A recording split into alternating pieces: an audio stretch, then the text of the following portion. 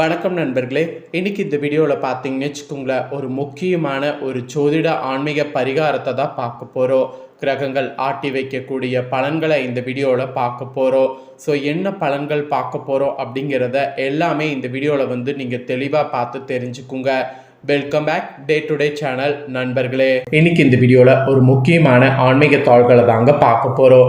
Actually இது ஆன்மீக தாள்கள்னு சொல்கிறத விட இது ஒரு பரிகாரம் என்று கூட சொல்லலாம்.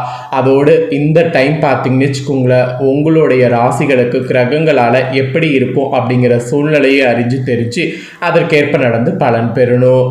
ஸோ இப்போ பார்த்தீங்கன்னு வச்சுக்கோங்களேன், மே மாதமானது பிறந்து நடந்துட்டுருக்கு. மே மாதத்தில் ஒவ்வொன்றுமே ஒவ்வொரு சிறப்புகளை உள்ளடக்கி இருக்கு. அதில் மே 5ஆம் தேதி ஒரு சிறப்பான நாளாக வரப்போகுது.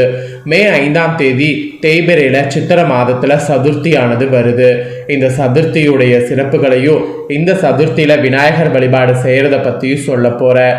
அதோடு இந்த சதுர்த்தியில் கிரகங்கள் சிறப்பான முறையில் அமையக்கூடியதுனால மேச ராசிக்காரங்களுக்கு சதுர்த்தியிலிருந்து என்ன பலன் கிடைக்கும் அப்படிங்கிறதையும் சொல்ல போகிறேன். ஸோ இந்த வீடியோ ரொம்பவே யூஸ்ஃபுல்லாக ரொம்பவே இன்ட்ரெஸ்டாக இருக்கும். ஸோ வீடியோவை ஸ்கிப் பண்ணாமல் பாருங்கள். அப்போ தான் நான் உங்களுக்கு என்ன சொல்கிறேன் அப்படிங்கிறத தெரிஞ்சு அதற்கேற்ப நடந்து பயன் பெற முடியும். ஸோ இது மேச ராசிக்காரங்க ஃபுல்லாக பாருங்கள். நீங்கள் கண்டிப்பாக பார்த்தீங்கன்னா உங்களுக்கு ஒரு ஐடியா கிடைக்கும். சித்ரா அப்படின்னாவே ரொம்ப ஃபேமஸான விஷயங்கிறது திருவிழா தான். அதோடு நிறைய விசேஷமான நாட்கள் தான். சித்திரையில் வரக்கூடிய தேய்பிரை சதுர்த்தி மகா சங்கடகர சதுர்த்தி என்று சொல்லப்படுது.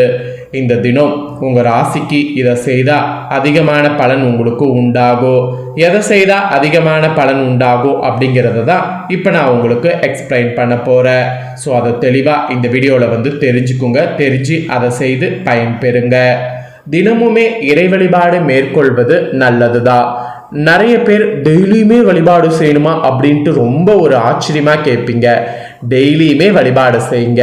அதனால உடலும் மனமும் எப்போதும் உற்சாகத்தோடும் ஆரோக்கியமாக இருக்கும். அதோடு நமது கலாச்சாரத்தில் இறைவனை வழிபட்டு நன்மைகள் பலவற்றை பெறுவதற்கு ஏராளமான முறைகள் இருக்கிறது. பெரும்பாலான மக்கள் பார்த்தீங்கன்னு வச்சுக்கோங்களேன், அதை புரிஞ்சுக்கிறீங்க. பெரும்பாலான மக்கள் அதை புரிஞ்சுக்காமவும் இருக்கீங்க.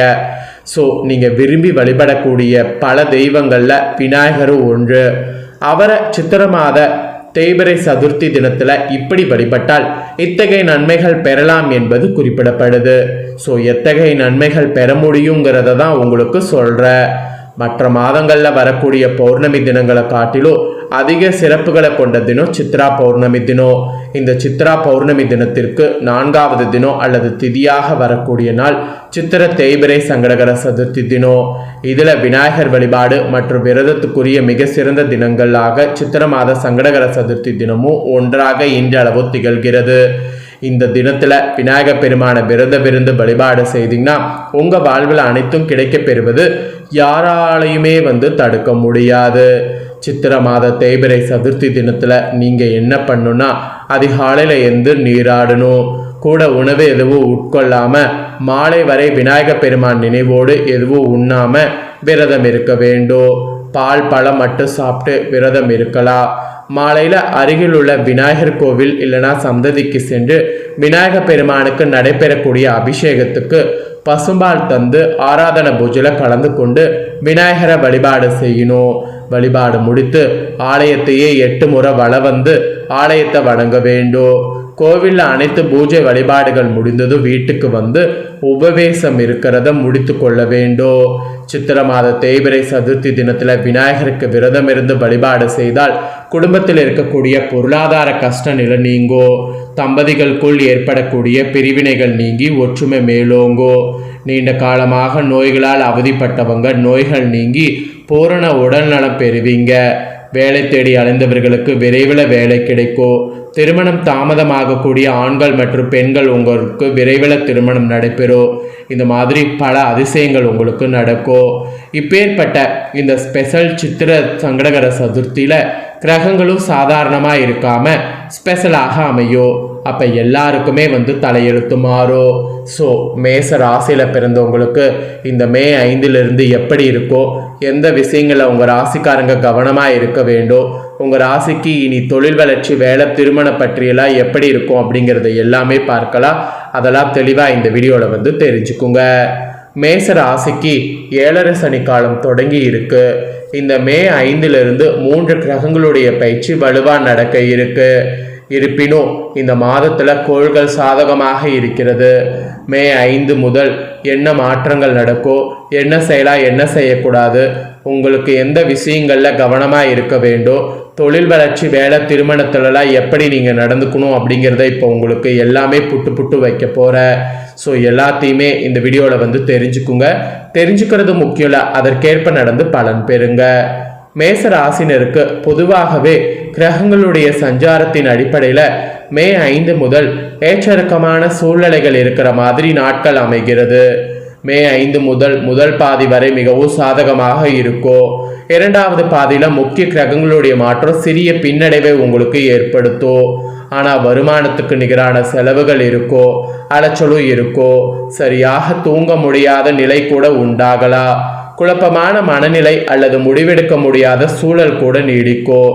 அதனால நீங்க கொஞ்சம் குழப்ப நிலையில இருக்கிறதுனால முக்கிய விஷயங்கள் இப்ப எதையும் செய்ய வேண்டாம். குழப்ப நிலையில எது செய்தாலும் அது குழப்பமாகவே இருக்கும். அதோடு அதுல நிறைய கஷ்டமும் இருக்கும். அதனால குழப்ப நிலையில எதையும் செய்ய வேண்டாம். இது ஒரு எச்சரிக்கையாகவே உங்களுக்கு சொல்லப்பட்டிருக்கு. அதோடு உங்களுடைய காதல், திருமணம், குடும்ப உறவுகளில் கூட நிறைய மாற்றங்கள் ஏற்படும்.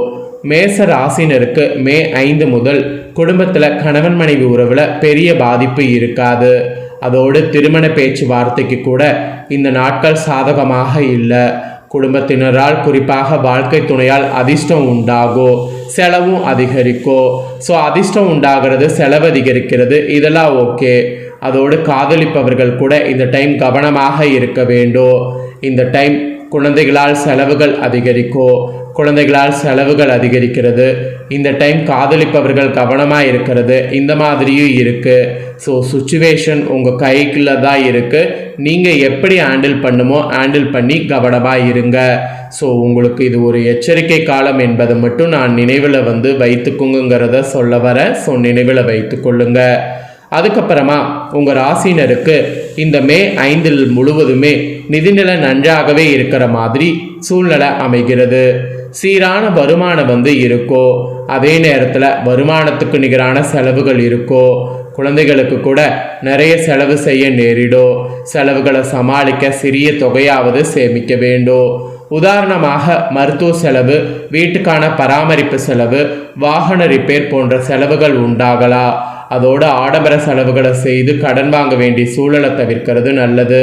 ஸோ இந்த மாதிரி தான் உங்களுக்கு சூழ்நிலை இருக்க போது. இதற்கேற்ப கவனமாக இருந்தீங்கன்னா பல ஆபத்துக்கள் ஏற்படாமல் தப்பிக்கொள்ளலாம்.